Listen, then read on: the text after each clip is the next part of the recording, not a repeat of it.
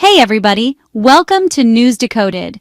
If you're new here, make sure you hit that subscribe button, click the like, and drop your thoughts in the comments below. Your voice drives our mission, delivering the clearest, most engaging breakdowns of today's biggest stories, straight from your favorite news desk. So here's the question on everyone's lips. In the swirling chaos over at the FBI and Department of Justice, who's going to step down first?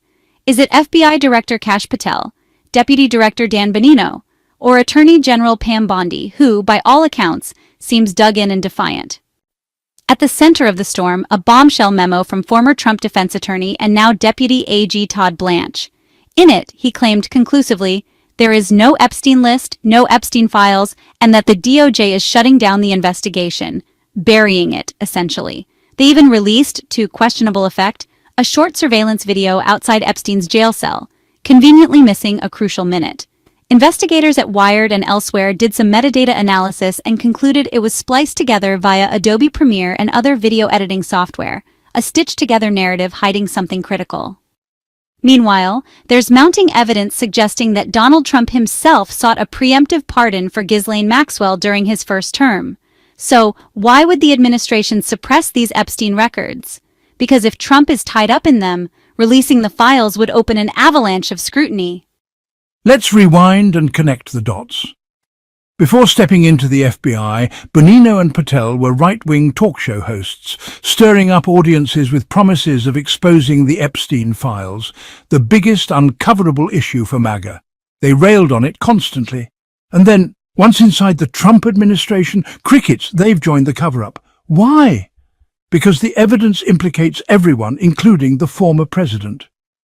Multiple sources have placed Donald Trump in Epstein's orbit. His name is on flight logs in the infamous Black Book on deposition records.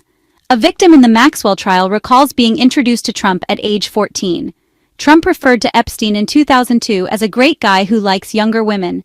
Epstein allegedly recruited at Mar-a-Lago, and Virginia Giuffre, who later tragically died, was allegedly a young employee there. Maxwell supposedly used that pipeline. Someone introduced to Trump at Mar-a-Lago would go on to Epstein. Flight logs, chat logs, residences. Trump's involvement isn't peripheral. He's labeled D-174 in some files. In short, this isn't a sideshow story. It's central. So it gets messy.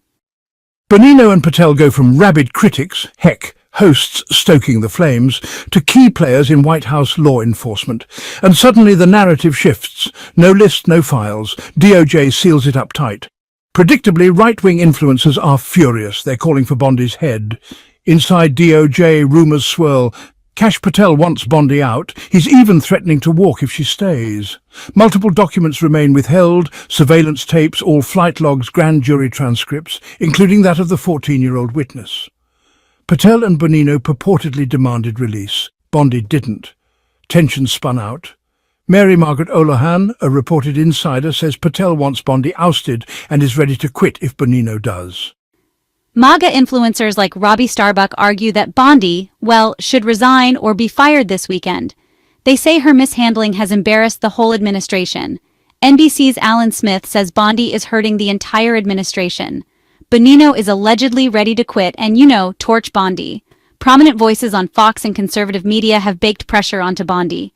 Pam Bondi? She's still digging in, unmoved. Meanwhile, Bongino is allegedly missing work. Some say he didn't show up last Wednesday or maybe Friday. Some outlets report he's effectively done. If he didn't already resign, it may be only a matter of hours.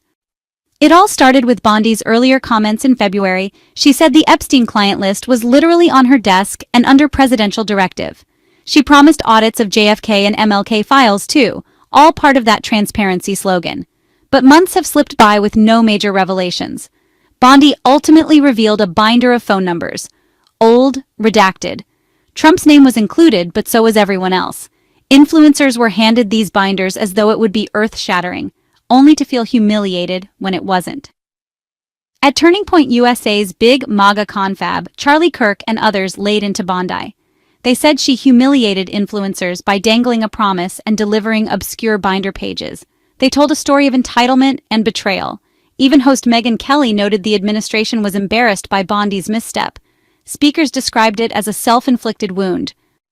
And let's not forget, a leaked video shows Trump and Epstein at a party in his Mar-a-Lago era.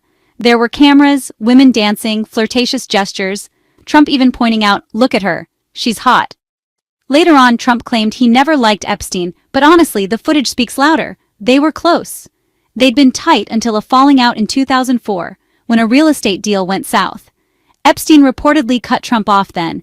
It seems the public stance shifted only after the breakup. So back to the ultimate question. Who's going to go first? Bondino, Patel, or Pam Bondi? Right now, the administration is fractured. Bondino is threatening departure. Patel is rumbling behind the scenes. Bondi is holding firm, but could this blowback finally force a change? Keep an eye on these names: Bondino, Patel, Bondi. They're orbiting the epicenter of what could be the scandal of a lifetime. If anything is worth releasing, this documents trove is it. Surveillance videos, flight logs, transcripts, they could actually reshape the MAGA narrative. But if they remain hidden, then accountability dies in silence. So tell me, who do you think will go first? And what impact do you believe the eventual release or continued suppression of these Epstein documents could have on the broader political landscape? Let's unpack it together down in the comments. Thanks so much for tuning in. If this deep dive gave you clarity, hit like, subscribe, and share your thoughts below. We're News Decoded, where truth matters more than anything else. See you next time.